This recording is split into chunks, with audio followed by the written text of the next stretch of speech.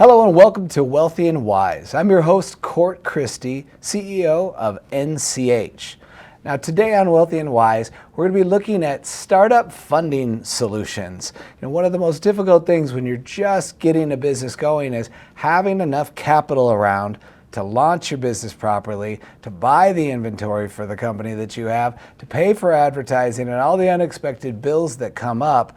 And we find that so many people that start businesses fail because they don't have access to enough capital or trade lines or just plain cash to successfully launch their business. And on Wealthy and Wise today, we have a special guest, Marshall Davis. Marshall has been working with clients of NCH in the area of business credit development and business funding for over a decade now. And we're going to have a fantastic program, and I'm excited. So welcome, Marshall, to the program. Thanks, Cort. Yeah, absolutely. And Marshall, boy, you've got so much experience working with so many clients at NCH over the years. And, I know that they're just about any type of business. You've had conversations with them about ways of going about getting access to funding to launch their business ideas or even developing their own business credit profile. What do you find are some of the most common things that they ask about or they're lacking with their businesses as they're thinking about kind of launching it? Well, some of the most common things that I see, I would honestly say, is just a misunderstanding how money moves in business financing. Mm-hmm. A lot of business owners have an idea of it's simple, it's quick and easy, and in most cases, if they're not prepared and planned, they don't do well. They don't do well at all. Well, it's interesting because, I have several friends that are contractors and they built some fantastic businesses. But I remember years ago when they got started in business and they didn't quite understand how long it can take to get paid for jobs that they're doing. And so they started off doing painting, and pretty soon they do a job and they get paid, a couple weeks later, a week later, whenever the job's done, they're happy. But as they started to hire people to do the painting, and then they had crews out, and then they're juggling multiple jobs, and they're not getting paid until the job's 100% complete. But they still have guys out there that are wanting to get paid along the way. And it's just so interesting is how few business owners are really thinking long-term about the business and what kind of capital needs it's going to have. So when you start the conversation with an individual that's a new business owner, what are the things that you're looking for? What are you asking them to try to understand about their business needs? Oh, this one's easy. I have a hard set of questions that I ask, typically because it's the most important pieces when it comes down to obtaining funding. First, how long have you prepared and planned for this business? Secondly, what kind of monies have you set aside? What do you have at your disposal to give you a good starting chance? And then more importantly, how's your credit? How well have you managed credit over the years? And in most cases, a lot of new businesses fare well, but they don't have that long-term approach to their business at that point. Mm-hmm. And you've got, considering you work with thousands of small business owners, a lot of stories of people that, haven't figured it out or those that have just, really knocked it out of the park. What do you think what are some of the main differentiators between those that are successful in getting through the process of business credit and business funding versus those that just never get anywhere? Well, when you start a new business, it's exciting, right? You have an opportunity to become something bigger and better. In some instances, change the course of your life. And those that have always been successful with their business, from my perspective, is those that are planned. They've looked at the market. They see what the cost of monies are. They understand their industry and the competition that they have to contend with. And then more importantly, how do I get to money when I need it most, right? Even those that start out with really strong credit, in some situations, that could be an anchor to your business. Mm-hmm. So planning and then more importantly, understanding how credit works so that you can have longevity in your business. Interesting. So when it comes to credit, we're talking about so many small business owners out there that are hustlers, right? They're just trying to make ends meet, trying to do something so they don't have to work for somebody else. They can ultimately work for themselves. But they haven't always paid attention to their own personal credit. And so they might have a poor FICO score, they might have some blemishes on their credit reports. How does it work when it comes to business credit? How is it different than personal credit? That's a great question. One of the biggest differences between the two is that business credit is fully reliant on your business's habits. Just like personal credit, they do have factors that are measured based on historical activities to promote how well you are a lend to. Generally speaking, when you talk about business credit, it is just like personal credit. You know how we all started out. We get the entry-level credit card. You mean? Exactly. I remember, and I always ask this of my clients, what was the first line of credit that you received? And you'd be surprised how many actually can recall that credit line, because it's a big deal. And in those spaces, the most common response is, it wasn't as much as I was expecting to get, right? Right. And that happens in business as well. So when you talk about business credit and personal credit, being able to rely fully on the business's credit and not have to show your credit if there are some challenges can make all the difference in getting the financing you need. So if I'm a small business owner, I have my personal credit score, and then I have a business credit score. And so if I have issues, and correct me if I'm wrong here, if I have some challenges on my personal credit, there can be some solutions on the business credit side where that isn't necessarily a factor for me. Is that true? That's true. Okay. And the way that it works is, when it comes to business credit, they are measuring the same behaviors that they measure with personal credit. However, it's more specific to your industry. So it's more relatable to that underwriting team that needs to understand how well your industry performs. And then more importantly, what are the needs of that industry? How do we measure what you can afford or what you can be approved for based on how strong this industry is as a whole? And those are factors that business credit report to, and they actually translate for the underwriters to simplify the process. Interesting. And I know we've got a lot of clients that are real estate investors, and they have special needs. They're different than a person opening a coffee shop, or somebody doing a landscape company, or anything, somebody selling online. What do you find are the needs of the real estate investors? What's different about them versus just the small business owner that isn't investing? It's interesting you asked that question. I have a friend. She's a small business owner out of Florida, a 20-year-old business. And her model, we had a conversation on it, $20,000, she was up and running and generating revenue. Whereas to your basic real estate investor, they're looking for much larger limits. They're not buying refrigerators and stoves, right? So when you look at large limit lending, now we're talking higher risk factors, right? So the microscope comes out. When you go to your banking institutions, they're much more critical of credit. In most cases, you have to be highly qualified in today's climate, simply because there's a lot of people that are new businesses looking for funding. So when you talk about business credit and its long-term effects, it allows you access to those daily costs that you have to account for, fuel costs, office supplies.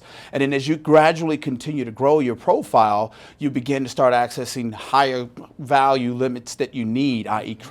business credit cards that are reporting to your business and not you personally. So those are the things that business credit can provide versus just having good, strong personal credit. Okay.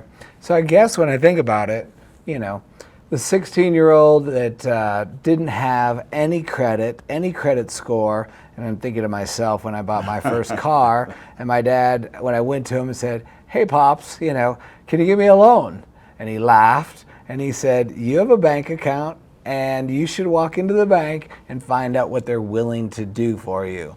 And so I had to work my way up to the bank and had to find out what was involved in getting an auto loan. And I had no credit. I had no credit history, and it was a process. Let me say that I had to put a lot of money into that car even in order to even get the loan, for them to feel secure enough with my background, and my lack of credit. So on the business side, as you're building business credit and helping people kind of develop that, how important is that business credit to eventually getting to a bank loan, a line of credit for your business that a lot of businesses need? Are these separate or are these things together?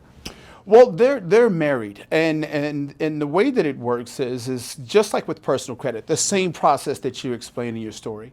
It's a progressive approach, and those that do it well, slow and methodical, generally will have the access that they're looking for.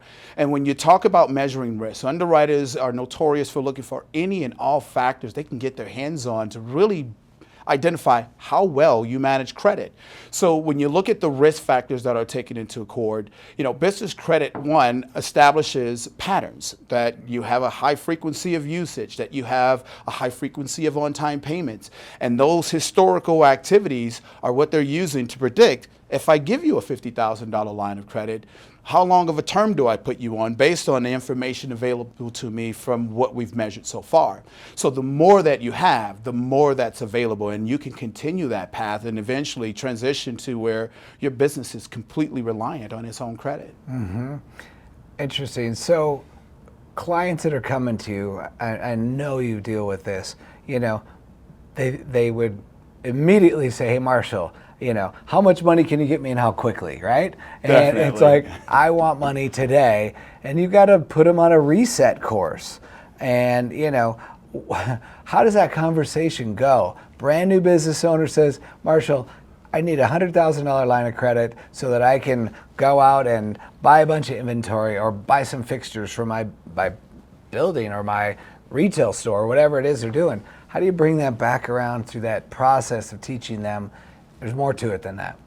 Well, I normally will start out, I love passion, and I get a lot of passion, as you can imagine. Mm-hmm. And even in that, passion doesn't educate you, unfortunately. And, generally speaking, when I get into the line of question is to find out how strong you've put your effort and energy and what do you anticipate as an outcome, then I have to establish, one, I think everybody understands how much good credit can do for you. Mm-hmm. I think that's fair, yep. Right? So bridging the gap between good personal credit and good business credit generally does the trick. It's not an ugly conversation. Mm-hmm. And those that are really committed to the business, they buy it right then and there because they understand that long term, I don't want to be back in this position and asking for funds and not be really qualified, mm-hmm. because it's only so many of those occurrences before you have to close your doors. Mm-hmm. It was years ago. I had a mentor that had taught me, about using banks and financial institutions because I didn't want to, right? I didn't want to borrow money from the bank. I wanted to do it myself. I wanted to bootstrap the entire operation. And, he said that was commendable. It was nice that that's how you want to do it. But if you want to really grow, there's going to be a point in time you need to have these relationships. You need to have these doors open to you at banks and financial institutions. And he said, and the best time to go out and work on that is when things are going well. It's not when you need the money, because it's when you need the money, the doors are shut. It's usually during a recession or during some other difficult time that, hey, the banks aren't lending right now. We went through that in the previous recession. Yes, we did. It's like there was no money, and I had a lot of friends trying to find any money they could get, and you couldn't get it. And so the great advice was, go out, build the lines of credit, borrow money from a bank, even if you don't need the money, to build the business credit, to build the history. And still today, we've got $500,000 lines of credit and several businesses that I'm involved with. We don't need it. We have the cash flow to support it, but I keep them alive as sort of that rainy day, what if scenario if things get really bad out there. And in business cycles, things do get bad once in a while. Hopefully it's not too often, but it does happen. And I think that's where so many people just don't understand. It's like, hey, I've got money. I don't need money. It's like, no. You do and you will at some point in time. And it's only when you don't know it that it becomes so important. And I think, when people are thinking about, why do I need a business credit? I have perfect personal credit. I don't need to go down that path. And it's like, no, you do, because if you really want to grow and evolve whatever business model that you're in, these things will become so important to you ultimately. Now, when a client comes to you and says, hey, I'm going to go through this process, I'm going to establish my business and I want to get business credit so I can start opening doors to financing and money, how long does this process take? Are we talking years? Are we talking months? Like what's involved and how much time are we talking about? Well, it's funny. I get that question quite a bit, right? And as I explained it, it's tailored to your plan, your model, how well you've prepared. But when you talk about building business credit, I would like to say that first and foremost, just like with personal credit, you want to have a good score. Right. So the first trick is to get an A rating for your business. Right. No different than getting a 700 or better FICO score. Yep. Right. Now I know I qualify for credit. And as you continue on that course, just like with personal credit, you're continually adding and strengthening that profile so that eventually when the need arises, like you said, Yep. I have. And interestingly enough, you'd be surprised how often I have to explain to clients that lenders don't like to lend to people that really need money because it's a risk factor, right? It shows that there's a lack of preparation. Right. There's a lot of factors that are taken into accord. So when you look at business credit, the model that we typically promote is one, it's slow and progressive, and as soon as the opportunity allows, we go after credit. And just like with most credit, you get that entry level limit that you want. Hey, this is not enough. But it's an opportunity to show how well you perform with that credit. And then more importantly, now I can come back and ask for increases. And generally after that, I've established that I'm a good risk, and that's where your big limit lending comes into play. So in most cases, generally after we've achieved an A rating with a client, we immediately start looking for those resources for your transportation companies, having fuel cards, which are revolving credit lines, rehabbers. They love those supply chains like Home Depot, Lowe's, Menards, companies that are helping them with those in-between expenses, that Yep. gap funding, if you would. Yep. So, I would like to say, even at a good, healthy pace, within a 6-month window, you can really proactively go out and start securing funds for your business that are going to give you day-to-day operational cash, the ability to have fuel cards and things that are really necessary for your industry. And as you continue, well, just like with personal growth, more, and more. It just continues to grow. It's interesting. We were doing some market research a couple weeks ago. And we're looking at online search traffic for business startup funding and funding solutions. And there's a lot of people looking for funding and startup capital for a small business. But I think 90% of the companies that I saw online provided zero funding solutions for startups. It said, once you have, $100,000 in revenue a month, come and talk to us. Once you've got a couple years under your belt in business, come and talk to us. Startups, it was so hard to find anything. And I think the service that you're providing these small business owners in helping them build, it's like building blocks, working on the credit and then working on trade lines and working on revolving credit lines, slowly kind of developing things, getting the A rating, and then it opens the doors to financial institutions and other things as their business starts to get its legs. But most small business owners or most people thinking about starting a business don't realize there isn't money for you out there. You might be talking to Uncle Joe, or you might be, tapping your retirement account to fund your own startup. And a lot of times that's how people do it, and it's not easy. But you provide such a cool solution that once you get them reset or properly set up, that they understand that, no, there's not a bank that you're going to walk into tomorrow that's going to give you a whole bunch of money to start your coffee shop. It just doesn't work like that. Indeed. And I think that's where it's really, really powerful. You've had some incredibly successful clients that you've worked with over the years. Do you have a couple examples of people that have just really crushed it? What's interesting? I recently had a conversation with a longstanding client, and longstanding being actually just shy of 3 years. In my younger days as a coach, I actually worked with this client to help him build his credit profile. And looking at it bigger picture, he came back to the table because he was one, committed to the process, Yep. very successful with the process. And, I felt super proud because he explained that not only did he secure $250,000 in business credit lines for his business, non-personally guaranteed, and he had at least 6 vehicles that he had purchased using his business credit profiles. So much success in that deal. one story that Right. he did it again. He set up another LLC and he said, I could use this business to get what I need, but I want to start again. And he started from ground zero. So that commitment shows that this stuff works. It works well. And it's like, oh, you need a truck, you need a backhoe, you need equipment, you need, if you're a contractor, you need these things.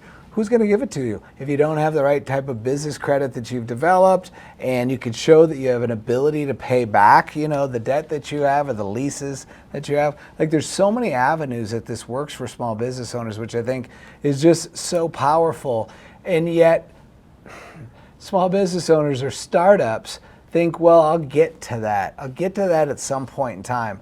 And when you're talking to people and they're like, well, Marshall, in a few months I'll get that started. What do you tell them? The most common question that I have to entertain on a day-to-day basis is, do I have to start now?